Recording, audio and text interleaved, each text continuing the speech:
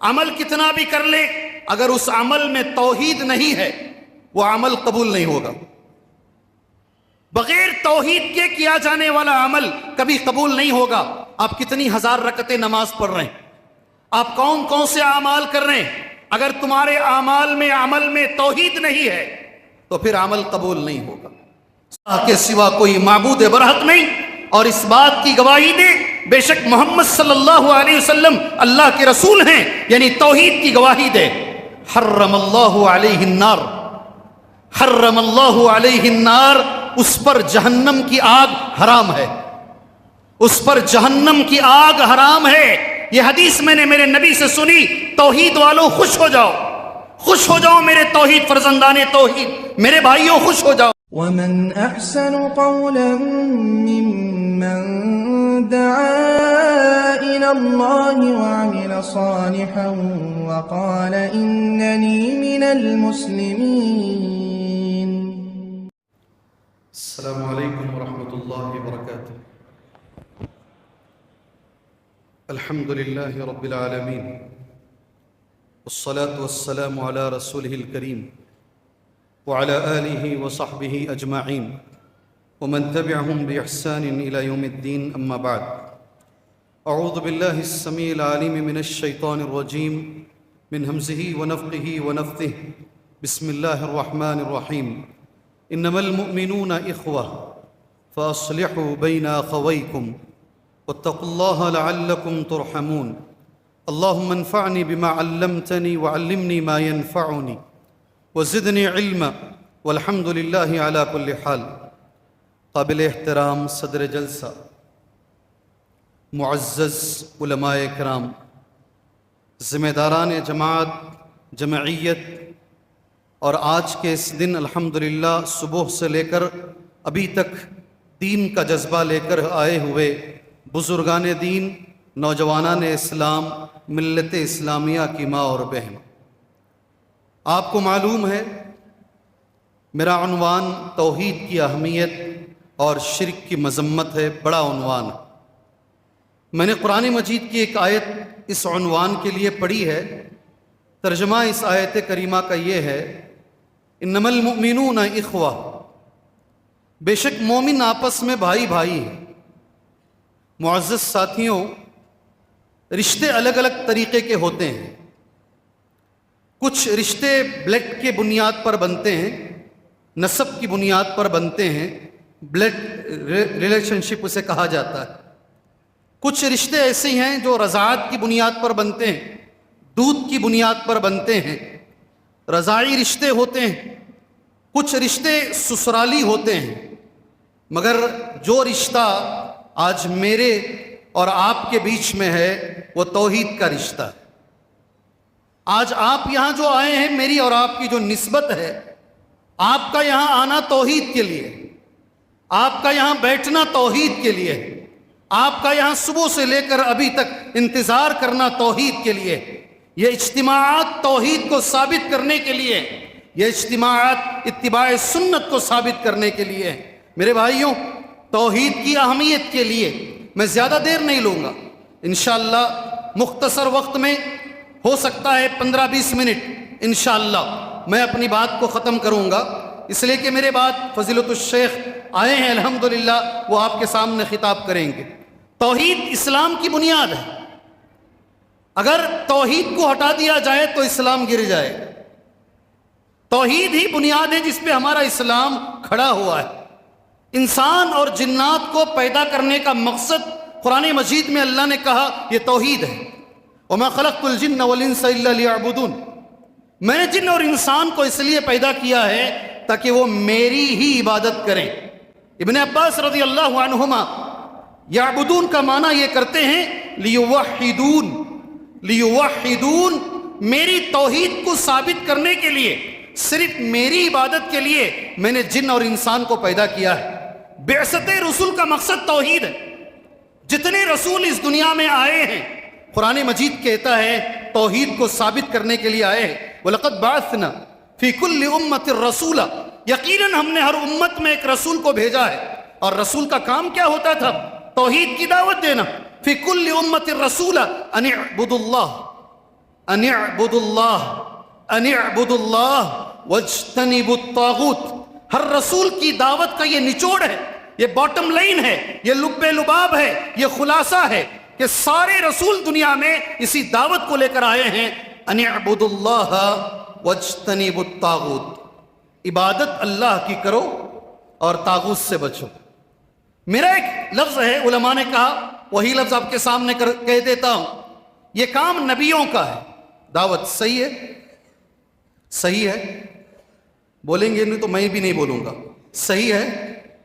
کوئی تو ہٹ کے رہے نا، ایک آدمی تو ایسا رہے جو پوچھ کر بولے صحیح ہے. یہ کام نبیوں کا ہے، اس لیے طریقہ بھی نبیوں کا چاہیے، تب رزلٹ بھی نبیوں کا ملے گا. یہ کام جو دعوتی کام ہے، یہ میرا تمہارا کام نہیں، یہ نبیوں کا جاب ہے، یہ نبیوں کا کام ہے، اس لیے اس کا طریقہ بھی نبیوں کا ہونا چاہیے. انشاءاللہ رزلٹ بھی نبیوں کا ملے گا. جتنی کتابیں آسمان سے اتاری گئی ہیں بھائیوں، ساری کتابوں کا مقصد توحید کو ثابت کرنا ہے. مجھے دلائل اگر میں دیتا جاؤں آپ کے سامنے وقت نکلتا چلا جائے گا. ایک صحابی آئے، بلحجیم کے رہنے والے تھے. علامہ ابن کثیر رحمہ اللہ نے اس بات کو اس آیت کی روشنی میں پیش کیا ہے. امن یجیب المضطر اذا دعا، کون ہے جو مجبور کی مجبوری سنتا ہے؟ کون ہے، سورہ نمل کی آیت، کون ہے جو مجبور کی مجبوری سنتا ہے؟ کون ہے جو دکھ دردوں کو دور کرتا ہے؟ وَيَكْشِفُ السُّوءَ، سبحان اللہ. اَإِلَٰهٌ مَّعَ اللَّهِ، اللہ کے ساتھ کوئی اور معبود ہے؟ اَإِلَٰهٌ مَّعَ اللَّهِ. اس آیت کی شرح کرتے ہوئے علامہ ابن کثیر رحمہ اللہ ایک حدیث پیش کرتے ہیں. جاء رجل من بلحجیم، ایک آدمی آئے، غور سے سنو، تھوڑا آہستہ بولتا ہوں تاکہ سمجھ میں آئے، بات یکو نہ ہو. انہوں نے آ کر ہمارے نبی سے پوچھا، اِلَىٰ مَا تَدْعُو یا رسول اللہ، اِلَىٰ مَا تَدْعُو یا رسول اللہ، اے اللہ کے رسول تمہاری دعوت کیا ہے؟ کچھ لے کر جاؤ نہیں، میری تقریر سے یہ جملہ لے کر ضرور جاؤ. انشاءاللہ جاؤ گے؟ میرے نبی کی دعوت کیا ہے؟ ایک صحابی پوچھ رہے ہیں اور جواب اللہ کے نبی دے رہے ہیں. اِلَىٰ مَا تَدْعُو یا رسول اللہ. نبی کریم صلی اللہ علیہ وسلم نے جو جواب دیا، میں نے وہ جواب نوٹ کر لیا. قال، اللہ کے نبی نے کہا، ادعو الی اللہ وحدہ، ادعو الی اللہ وحدہ. میری دعوت اس اللہ کی طرف ہے جو اکیلا ہے، اور میری دعوت اس اللہ کی طرف ہے. تمہیں جب درد پہنچتا ہے، دکھ پہنچتا ہے، تکلیف پہنچتی ہے، تم ہاتھ اٹھا کر دعا کرتے ہو، اللہ تمہارے دردوں کو دور کر دیتا ہے. 2 جمعہ میں نے ایک عورت کے لیے اعلان کیا، سبیحہ نام تھا. اس کے بچے، اس کے رشتہ دار مجھے بار بار کہے، ہمارے امی کا سر کا آپریشن ہوا ہے اور وہ کوما میں ہیں، باہر نہیں آ رہی ہیں، آپ جمعہ میں دعا کیجئے. اس جمعہ کو مسجد سمیہ سے باہر نکلا، اس کے بچے میرے پاس آئے، کہا ڈاکٹروں نے تو کہہ دیا تھا کبھی اٹھے گی نہیں میری ماں، اللہ نے اسے واپس شفا دے دیا، میری ماں ڈسچارج ہو کر ابھی ماشاءاللہ گھر آ گئی ہے. کون ہے اللہ تبارک و تعالی؟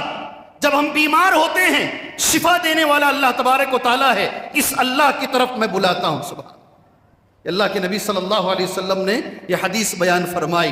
عمل کتنا بھی کر لیں، عمل کتنا بھی کر لیں، غور سے سنو، عمل کتنا بھی کر لیں، اگر اس عمل میں توحید نہیں ہے وہ عمل قبول نہیں ہوگا. بغیر توحید کے کیا جانے والا عمل کبھی قبول نہیں ہوگا. آپ کتنی ہزار رکعتیں نماز پڑھ رہے ہیں، آپ کون کون سے اعمال کر رہے ہیں، اگر تمہارے اعمال میں عمل میں توحید نہیں ہے تو پھر عمل قبول نہیں ہوگا. سبحان اللہ. دلیل آپ میں سے اکثر حضرات الحمدللہ جانتے ہیں، میری اور آپ کی ماں، میری اور آپ کی ماں حضرت عائشہ رضی اللہ عنہا. میں ذمہ دار سے گزارش کرتا ہوں، جیسے ہی 20 منٹ ہوں مجھے اطلاع دے دیجیے، کرنٹ کی طرح چلا جاؤں گا انشاءاللہ. جیسے کرنٹ جاتا ہے دعا کر کے ویسے بیٹھ جاؤں گا انشاءاللہ تعالی بلا تکلف. آپ مجھے بول دیجئے، میں خود شیخ کو سننے کے لیے آیا انشاءاللہ، مفید کم اور مستفید زیادہ ہونے کے لیے میں انشاءاللہ آیا ہوں. میری اور آپ کی ماں حضرت عائشہ رضی اللہ تعالی عنہا نے نبی سے سوال کیا.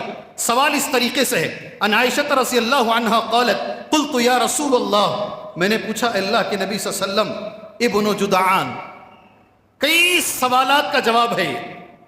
آج بھی مجھے ایک فون آیا تھا، بڑی ہاسپٹل ہے بنگلور میں، اس کو سائے بابا نے بنایا ہے، کیا میں وہاں اپنا آپریشن کرا سکتا ہوں کیا؟ بڑے نیک کام وہ کر کے گیا ہے، لوگوں کے لیے بہت کچھ، وہ بہت سارے ایسے لوگ ہیں دنیا میں جو مخلوق کے لیے کر کے گئے ہیں، ماشاءاللہ بہت سارے کام کیے ہیں، کیا ان کو فائدہ پہنچے گا کیا؟ یہ سوال کا جواب یہ حدیث آپ کو دے گی انشاءاللہ۔ اما عائشہ نے پوچھا، ابن جدعان ایک آدمی تھا، کان فی الجاہلیہ، زمانے جاہلیت میں، یصل الرحم، رشتوں کو جوڑتا تھا۔ کیا کرتا تھا؟ رشتوں کو جوڑتا۔ وَيُطْعِمُ الْمِسْكِينَ، غریب کو، مسکین کو کھانا کھلاتا۔ فَهَلْ ذَلِكَ نَافِعُهُ، اے اللہ کے نبی صلی اللہ علیہ وسلم، یہ رشتہ جوڑنا، یہ مسکین کو کھانا کھلانا، کیا اسے نفع پہنچائے گا؟ کیا یہ عمل کا اسے فائدہ پہنچے گا؟ بات سمجھ میں آ رہی ہے؟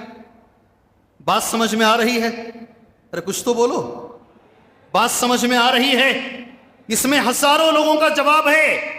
بہت سارے لوگ شرک کرتے ہوئے، توحید سے دور رہ کر بہت اچھے کام کرتے ہیں، کیا یہ اچھے کام انہیں فائدہ پہنچائیں گے؟ یہ حدیث اس کے لیے دلیل ہے۔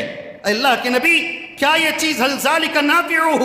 میرے نبی کا جواب سن لیجئے، لا ينفعه، نہیں نفع پہنچے گا، نہیں نفع پہنچے گا۔ اس عمل، وہ عمل جس میں توحید نہیں ہے، اس عمل کا کوئی فائدہ نہیں ہے، کیوں نہیں نفع پہنچے گا؟ انه لم يقل يوما رب اغفر لي خطيئتي يوم الدين، رواہ الامام مسلم۔ اس حدیث کو امام مسلم نے روایت کیا ہے، اس لیے نفع نہیں پہنچے گا۔ ایک دن بھی ابن جدعان نے یہ جملہ نہیں کہا، اے میرے پروردگار میرے گناہوں کو تو معاف کر دے روز قیامت۔ اگر اللہ کی ذات پہ یقین نہیں ہے، اگر اس کی زندگی میں توحید نہیں ہے، عمل اس کا قبول نہیں ہوگا۔ بہت ساری چیزیں، آج دنیا کو ایک چیز کی بڑی سخت ضرورت ہے، اور خاص طور سے ہم مسلمانوں، میں اس منچ سے اللہ سے دعا کرتا ہوں، اللہ وہ چیز ہم مسلمانوں کو عطا فرمائے۔ جانتے ہیں کیا ہے چیز؟ امن۔ کیا چیز؟ کیا چیز؟ امن، سکون، اطمینان۔ اس لیے کہ دشمن کی کوششیں الگ ہیں، ان کی پلاننگز الگ چل رہی ہیں، آپ جانتے ہیں، مجھے بولنے کی ضرورت نہیں ہے، مجھے بولنے کی ضرورت نہیں ہے۔ آج دنیا کو اور خاص طور سے ہمیں امن کی زیادہ ضرورت ہے۔ اور امن کیسے ملے گا؟ الگ الگ لوگ الگ الگ باتیں کرتے ہیں، بہت سارے لوگ بہت ساری پلاننگز دیتے ہیں۔ میں اللہ نے جو کہا قرآن میں، امن اگر آئے گا تو کیسے آئے گا، میں اللہ کا کلام پڑھ کر تمہیں سمجھاتا ہوں انشاءاللہ تعالی۔ جی، قرآن مجید میں اللہ نے کہا، الذین آمنوا ولم يلبسوا ایمانہم بالظلم اولئک لہم الامن، اولئک لہم الامن وہم مہتدون۔ ایک سوال ہے میرا، جواب دیں گے؟ ارے بھائی جواب دیں گے؟ اللہ کے اس کلام پر یقین ہے؟ اللہ کے اس کلام پر یقین ہے؟ پوچھنا ہی بڑا گناہ ہے۔ جی، پوچھنا ہی، میں بس سمجھانے کے لیے پوچھ رہا ہوں آپ کو۔ اولئک لہم الامن، وہ لوگ جو ایمان لے کر آئے، الذین آمنوا ولم یلبسوا ایمانہم بالظلم، انہوں نے اپنے ایمان کو ظلم کے ساتھ نہیں ملایا، انہوں نے اپنے ایمان کو ظلم کے ساتھ نہیں ملایا۔ میرے رب کا یہ وعدہ ہے، اولئک لہم الامن، ایسے ہی لوگوں کو امن ملے گا، ایسے ہی لوگ ہدایت یافتہ ہیں۔ اللہ نے کہا امن ضرور ملے گا۔ یہ آیت سمجھ میں آئی آپ کے؟ آیت سمجھ میں آئی؟ آپ پوچھیں گے ہی 20 منٹ ٹائم کے کو ویسٹ کر رہے ہیں، بول کر ختم کرو آپ۔ جی، صحابہ کی سمجھ میں نہیں آیا۔ صحابہ نے نبی سے پوچھا، اینا لم یظلم یا رسول اللہ، اے میرے نبی ہم میں کون ایسا ہے جو ظلم نہیں کرتا ہے؟ میرے نبی نے بڑا اچھا جواب دیا، الم تسمعوا قول الرجل الصالح، کیا تم نے نیک آدمی کی بات نہیں سنی؟ لقمان علیہ السلام نے جو کہا اپنے بچے سے، یا بنی لا تشرک باللہ ان الشرک لظلم عظیم، سب سے بڑا ظلم شرک ہے۔ جو آدمی شرک سے دور رہے گا امن اس کو ملے گا، جو آدمی توحید پر قائم رہے گا امن اس کو ملے گا۔ یہ توحید کی تھوڑی سی فضیلت۔ ایک اچھی حدیث تمہارے حوالے کر دوں، چیٹی آنے سے پہلے یہ حدیث بول دوں تمہارے سامنے انشاءاللہ۔ ایک بہت بڑے صحابی عبادہ بن صامت بیمار ہو گئے، حدیث مسلم میں ہے۔ انہیں دیکھنے کے لیے ابو عبداللہ عبد الرحمن گئے، آخری وقت ہے، مرنے کا مرض الموت میں ہیں. جب اس کمرے میں گئے، عبادہ بن صامت رضی اللہ عنہ جس کمرے میں موجود تھے، ان کی حالت دیکھ کر یہ رونے لگے. بڑے صحابی، آخری وقت ہے، مرض الموت میں ہیں، انہیں دیکھ کر رونے لگے. میں نے حدیث نوٹ کی ہے، مرنے والے صحابی عبادہ بن صامت ابو عبداللہ عبد الرحمن سے کہتے ہیں ٹھہر جاؤ، کیوں رو رہے ہو؟ مجھے اس حالت میں دیکھ کر رو رہے ہو؟ اللہ کی قسم اگر مجھ سے گواہی طلب کی جائے گی میں تمہارے بارے میں اچھی گواہی دوں گا مرتے وقت. اللہ کی قسم اگر مجھ سے تمہارے بارے میں سفارش کی جائے گی میں تمہارے بارے میں سفارش کروں گا، اور جتنا ہو سکتا ہے میں تمہیں نفع پہنچانے کی کوشش کروں گا. عبادہ بن صامت کہہ رہے ہیں. اس کے بعد عبادہ بن صامت نے کہا جتنی حدیثیں میں نے میرے نبی سے سنی میں نے سب بتا دیا، ایک حدیث میں نے نہیں بتائی، ابھی مرنے سے پہلے بول رہا ہوں. سبحان اللہ. آپ خوش ہو جاؤ گے، آپ خوش ہو جاؤ گے. جتنی حدیثیں میں نے میرے نبی سے سنی میں نے بتا دیا، ایک حدیث میں نے نہیں بتائی، ابھی میں بتا رہا ہوں. صحیح مسلم کی حدیث ہے، اور وہ کیا ہے؟ مرتے وقت عبادہ بن صامت کہہ رہے ہیں من شہید ان لا الہ الا اللہ وان محمد الرسول اللہ، جو اس بات کی گواہی دے اللہ کے سوا کوئی معبود برحق نہیں، اور اس بات کی گواہی دے بے شک محمد صلی اللہ علیہ وسلم اللہ کے رسول ہیں، یعنی توحید کی گواہی دے، حرم اللہ علیہ النار، حرم اللہ علیہ النار، اس پر جہنم کی آگ حرام ہے، اس پر جہنم کی آگ حرام ہے. یہ حدیث میں نے میرے نبی سے سنی. توحید والوں خوش ہو جاؤ، خوش ہو جاؤ میرے توحید فرزندان توحید، میرے بھائیوں خوش ہو جاؤ. ایک اور حدیث صحیح مسلم کی ہے، اسے یاد رکھنا انشاءاللہ تعالی. میرے نبی نے کہا ما من مسلم یموت، کوئی بھی مسلمان اس کا انتقال ہو جائے، فیقوم علی جنازتہ 40 رجل، 40 آدمی اس کی جنازے کی نماز پڑھے. کتنے 40 آدمی، جملہ ہے حدیث میں 40 رجلا، مگر وہ 40 آدمی کیسے ہوں؟ لا یشرکون باللہ شیئا، وہ توحید والے ہوں. توحید والے 40 آدمی کسی کی جنازے کی نماز پڑھ لیں اور اس جنازے کی نماز میں اللہ سے دعا کریں اللہم اغفر لہو، اللہم ارحمہ، اللہم ثبتہ بالقول الثابت. 40 آدمی جو شرک نہیں کرتے ہیں، توحید پر قائم ہیں، اللہ شفعہم اللہ فی، اللہ ان کی سفارش کو اس کے بارے میں قبول کرے گا، اللہ اس کے گناہوں کو معاف فرمائے گا. بہت اہمیت ہے توحید کی. شاید وقت ہو گیا ہے، وقت ہو گیا ہے، ختم کر لیں گے انشاءاللہ تعالی. جی اپنی بات کو بس ایک چیز بول کر میں اپنی بات انشاءاللہ ختم کر لیتا ہوں. ہمارے بچوں کے بارے میں ہمیں بڑی فکر ہے، بہت فکر ہے. کیا ہوگا مستقبل میں معلوم نہیں، حالات کیسے بنیں گے نہیں معلوم ہے کہ نہیں بھائی؟ جس باپ سے ملتا ہوں یہی گانا یہی رونا میرے سامنے کرتے ہیں. کیا ہوگا، حالات کدھر جائیں گے نہیں معلوم ہے. میں 2 نبیوں کا ذکر کرتا ہوں، اس کے ساتھ اپنی بات دعا کے ساتھ ختم کر لیتا ہوں انشاءاللہ. پیغمبروں کو اپنے بچوں کے بارے میں کیا فکر ہوتی تھی، نبیوں کو اپنے بچوں کے بارے میں کیا فکر ہوتی تھی. قرآن کی 2 چھوٹی آیتیں پڑھ کر اپنی بات ختم کر لیتا ہوں. ام کنتم شہداء، جی ہاں بچوں کے بارے میں فکر کرنا تو یہ آیت سنو. ام کنتم شہداء اذ حضر یعقوب الموت، کیا تم اس وقت جب حضرت یعقوب علیہ السلام کی موت کا وقت قریب آیا تم حاضر تھے؟ مرنے سے پہلے یعقوب علیہ السلام کو فکر کیا ہے؟ دیکھو جو جملہ یعقوب اپنے بچوں سے کہہ رہے ہیں ما تعبدون من بعدی، میرے مرنے کے بعد تم کس کی عبادت کرو گے؟ فکر کیا ہے؟